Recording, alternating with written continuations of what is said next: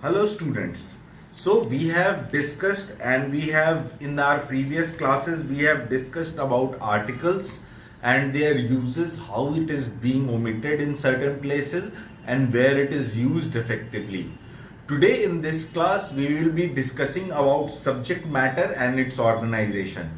Why we are discussing subject matter and its organization? So that it helps you to provide a good composition in your examination. So you make sure that your subject matter and its organization is effective and you can have a good composition if you pay attention to what is subject matter and its organization.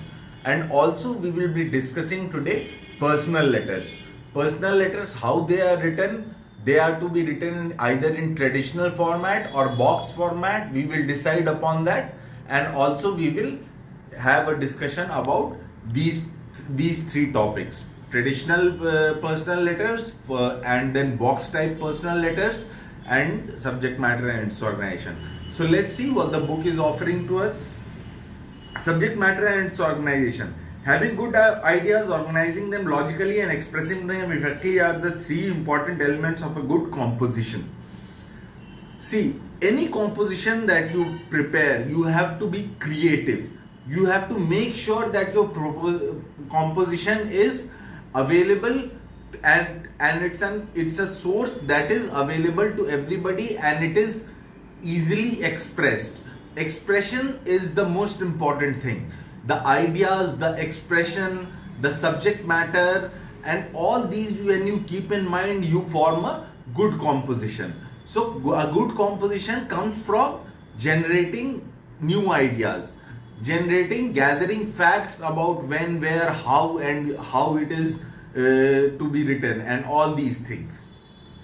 Having chosen your title, you will have to write down ideas as they come to your mind. For instance, if your topic is by the river, you could make the following notes haphazardly as ideas come to mind. So if your topic is by the river, in the composition topic is by the river, then you have to see that what all ideas that can come to your mind. Surroundings of the river, the color of the water, people walking, children playing by the river, trees, reeds, ducks, fishermen, figures reflected in water, changing colors of water, sounds made by water birds, etc.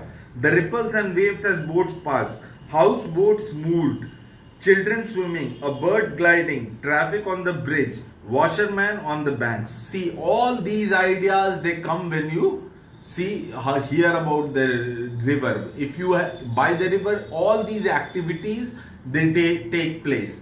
So these are the general ideas that you can work upon when you are building a composition.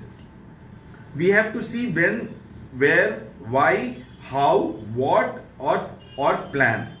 Ask a series of questions about the topic to see if anything suggests itself. Where, when, why, how, who, what. For example, the following points could be gathered for a composition by the river. So we will see about where, when, how, and everything.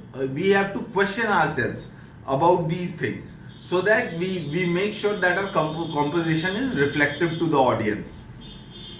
By the river, where did the river flow? We have to keep in mind that what is the location where the river is flowing. So this is one question that we ask, and then we can include it into our composition. When are you going to describe a particular time by the river? For example, when you are writing a composition, what is the time that you are depicting? Is it in the morning? Is it in the afternoon time that you are describing the river? Or is it in the evening where the most activities take place? That time you are describing the river. Why? Why are various characters like children, washerman, strollers, houseboat owner there? Why are certain people gathered around there? Why are children playing by the river? Why are washermen there? Why there is a houseboat in the river? So you have to question yourself this as well.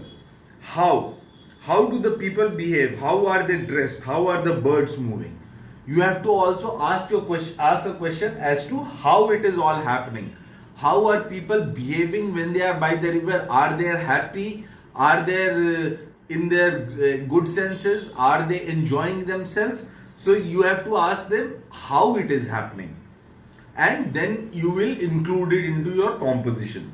Who or what? Who would be found by the river? What kind of activities go on the river? Who or what can be? What kind of people are found by the river?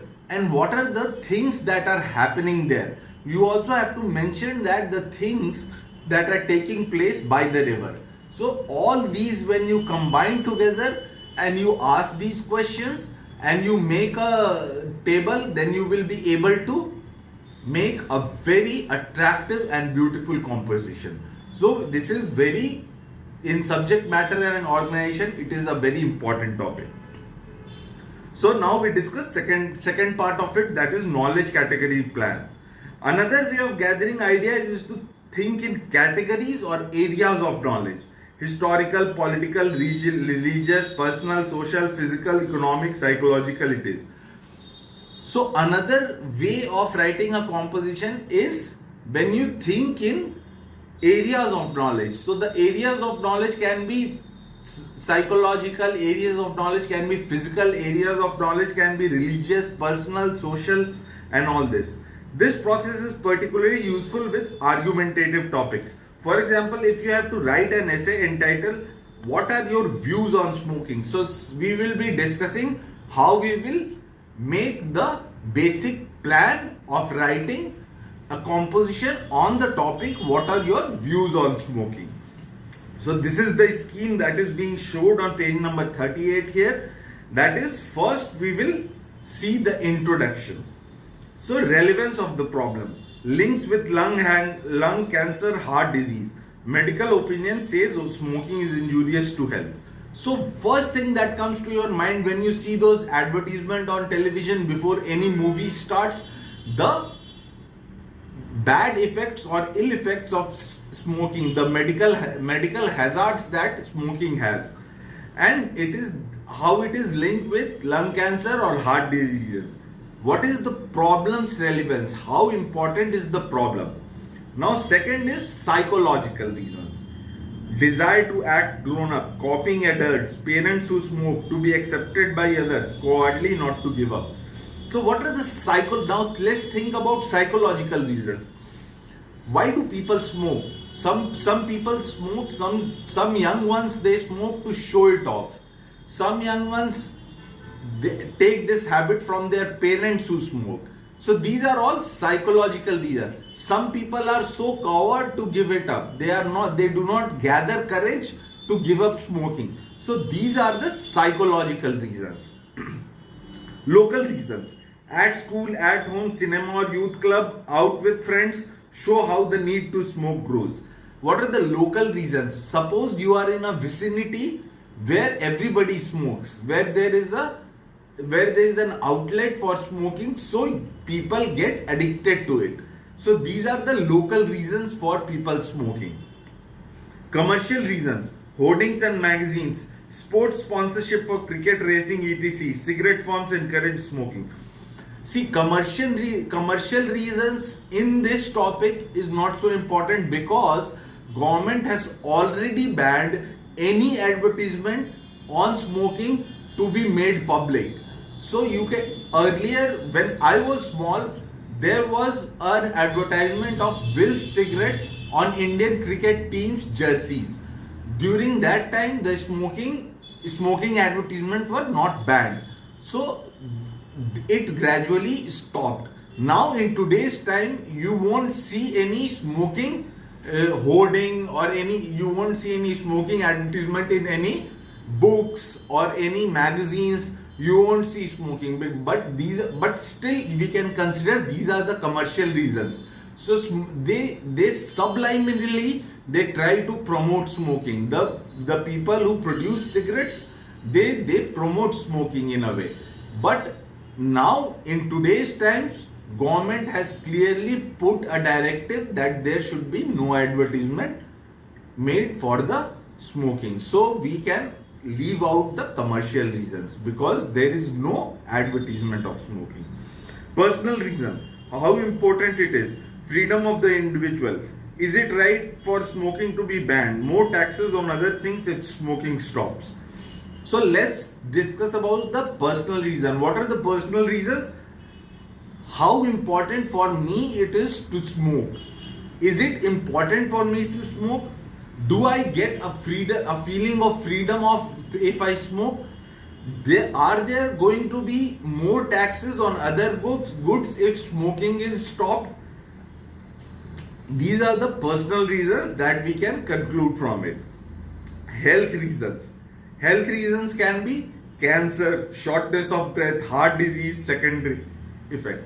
Health reason can be various. You can have medical conditions like emphysema. You can have medical conditions like heart disease.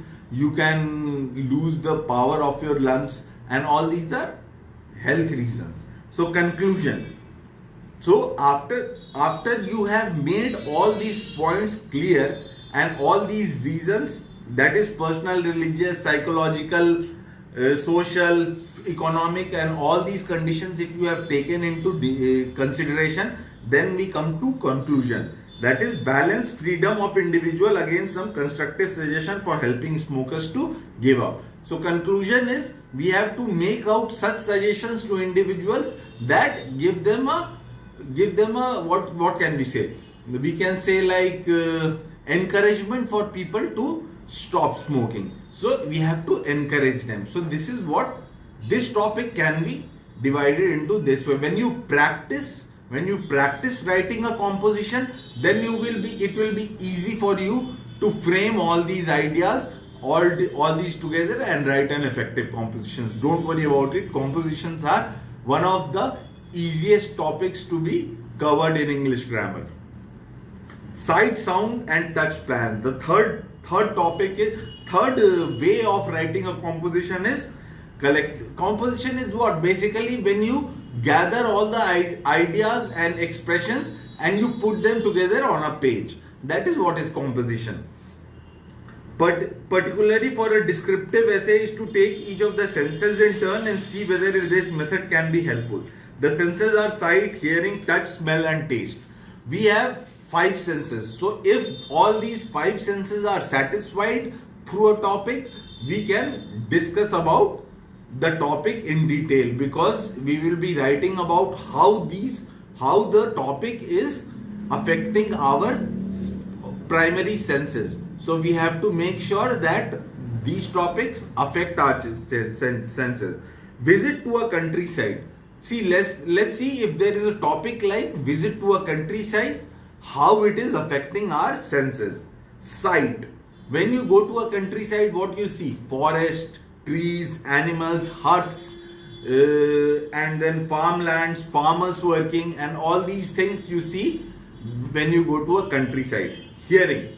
When you go to a countryside, what do you hear? You hear sound of wind blowing, chirping of birds, animal sounds, women yelling, children crying, brook flowing. What is a brook? Brook is a small stream of the river. So when you can hear the brook flowing and all these things, you can hear. How it affects our sense of touch. We touch hard surfaces like rocks and trees. There are so many trees in the countryside. Countryside is usually rocky. There are no paved roads in countryside. So you touch the rocks and the trees. You touch fruits, leaves, flowers. There are fruit bearing trees in countryside. So you touch the fruits, leaves and flowers. Sand, grain, seeds. If the countryside is located on a coastal town, if it is a coastal town, then the coastal countryside, then you will be feeling sand on your feet and all these things. So that is how it satisfies our sense of touch. Then there is smell. What do you smell when you go to countryside? First thing is we smell. When we go to a countryside, we smell cow dung most of the time. But there are smell of flowers as well, of grain, of dry fish, of grains, and all these smells you get when you go to a countryside. What do you taste? Food, fruit, vegetables, dairy products, water. Everything is so fresh in the countryside. So this is what you taste in your countryside. So when you revolve your composition around these 5 senses, you are able to write about a visit to the countryside. So that topic explains everything. Now we have discussed how we organize a subject matter and write a composition. Composition we had discussed in previous classes as well, but in detail we have discussed today. So let's see how we write personal letters. We have discussed formal letters, I suppose. I think we have discussed formal. Even if we have, no, we haven't discussed formal letters. We'll be discussing formal letters in next classes. So let's see how the personal letter is written. Personal letters is basically letters to relatives, letters to friends, letters to families. They are in a way informal, and then informal in the sense you write freely about yourself. You don't stop yourself from the ideas, and you don't generate certain kind of formality in the body of the letter. When you write a letter, it is more informal, it is more person to person, it gives more of a personal touch. So that is what is basically personal letters. Let's see. There is nothing much to discuss here, but there is layout of personal letter, and then there is subject matter. Subject matter and layout we will be discussing not in detail, because when we write personal letter, then it is simple to you would have written so many personal letters before. Still, let's see what the layout of a personal letter is. Address of the writer is written, date of the letter is written in the layout of a personal letter. Greetings or first of all you will write address of the writer, then there is date of the letter, then there is greetings or salutation. Greetings can be dear mother, dear friend. It starts with dear basically. This is how you greet somebody when you are writing an informal or personal letter. The opening sentence. See, opening sentence is very important when you are into the body of the letter. What happens that if you write a very catchy opening sentence, it grabs the attention of the examiner. The examiner will be happy to see a very catchy opening sentence. So make sure that your opening sentence puts maximum effect. For example, when you are writing in your opening sentence, there are various examples that you can start your letter with. Start the body of your letter with thank you for your letter that you received. I was delighted to hear your success. Then you continue with the opening sentence. I am very sorry to tell you, for example, if there is a demise or there is a loss, then you can start the opening of the letter by I am sorry to tell you. How can I ever thank you for?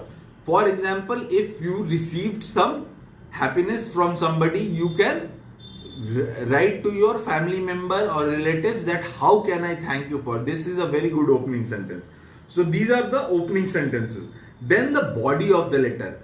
Just after opening of the sentences, there will be body of letter. Then there will be concluding sentence. In the concluding sentence, make sure that you conclude it effectively in the sense, for example, give my regards to your parents. If you are writing somebody personally, give my regards to your parents is a very concluding sentence. Then there is please remember me your brother. So all these are very good concluding sentences. Subscription or leave taking. When you take leave in the layout of the letter, you will write yours sincerely, your affectionately, the signature of the name of the writer, and address or superscription of the envelope as well. So this is the layout of the letter. Then there will be subject matter. Subject matter will be related to the topic of the letter that you are supposed to write. Most important thing, let's discuss the format of the letter. There are two types of format. One is traditional format and the other is box type format. So in the format of the letter, in the traditional format, on top right corner, you will write your address. Then there will be space. You will leave a line, you will leave a space. Then on on the right corner itself, you will write the date just below top your address. First you write your address, then there is a space, then you write the date. Now come to the left corner. You will start from left corner, that will after that space, and then you will start from left corner. You will give salutation. For example, dear friend. Then comes body of the letter. And when you have concluded your letter, then you will, after the body of the letter, you will leave a space. You will write your subscription, that is yours sincerely, yours affectionately. Then you will leave a space and then you will give your signature. So this is basically format of the letters. First you write your address, then you leave a space, then you write date, and address and date would be on the left corner. So address, top left corner, you leave space, you write the date on the right corner itself. Top right corner would be your address, space, and then right corner again will be date. And then you will, after date, you will leave a space. Then you will, on the left side, on the left corner, you will write salutation, and from the left itself you will write the body of the letter. Once the letter is concluded, then you will leave space, then you will write subscription like yours sincerely or yours affectionately, then you will leave space and then signature. This is traditional type of letter. Now box type format is simpler than traditional letter. I would suggest you write in box type format itself. In box type format, everything would be on the left corner. For example, your address would be on left corner. You will leave space, then you will give date, then again you will leave space, then there will be salutation, then there will be body of the letter, and then once you have completed the letter, the body is complete, then you will write yours affectionately is after a space, that is the subscription, and after that you leave a space and then you give your signature. Everything from the left corner. So I would suggest, in case of, if you get a chance, unless it is not specified that you write in traditional or box format, if it is your choice to write in the exam, you write in the box type format because it's simpler and readily accepted. We conclude our chapter here, students. We will be beginning with third chapter in our next class. Have a good day, students.